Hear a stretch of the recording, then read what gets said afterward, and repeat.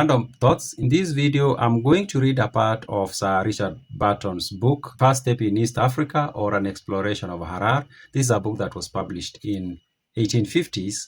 And I'm going to read a part of this book where he mentions or he tells us something about the people of Zaylac disliking presents and gifts.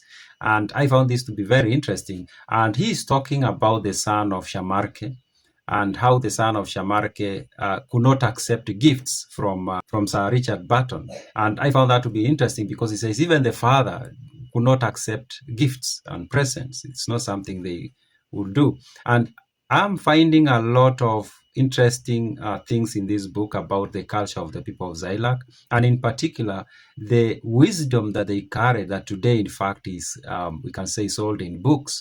And we think that it's now that, or it comes from the West, and that's where this wisdom is. But this is wisdom that, and there's a book, and people watch my videos, I've seen the book of 48 Laws of Power, and I'm going to read one of the laws that exactly describes the situation that he's talking about here.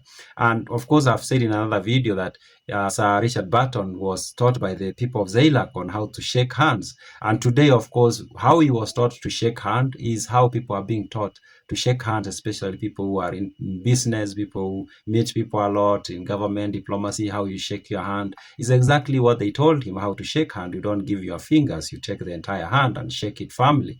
So that's some of the wisdom that is speaking here. Now there is this one of accepting gifts, and I'm going to read the part where he talks about the son of Shamarke being very not liking gifts, and he says, like his father, he despises presents.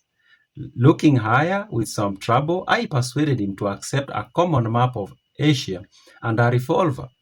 And it's interesting, he uses the word despises presents. And when you go to 48 Laws of Power by Robert Greene, a book that I really like, it's a very, very, the book that can change your life. He talks about despise the free lunch. That's the word he uses, also the word despise the free lunch. And he says, what is offered for free is dangerous. It is usually involves either a trick or a hidden obligation. What has worth is worth paying for. By paying your own way, you stay clear of gratitude, guilt, and deceit. It is also often wise to pay the full price. There is no cutting corners with excellence. Be lavish with your own money and keep it circulating, for generosity is a sign and a magnet for power. So it's good to give, but it's not good to receive. Receiving gifts ties you down. Now you are obligated to those people. You are indebted to them. So now they can manipulate you to do things that you might not want to do. So I found this paragraph so interesting that Shamarke, the governor of Zaylac, and his son despised presents, gifts.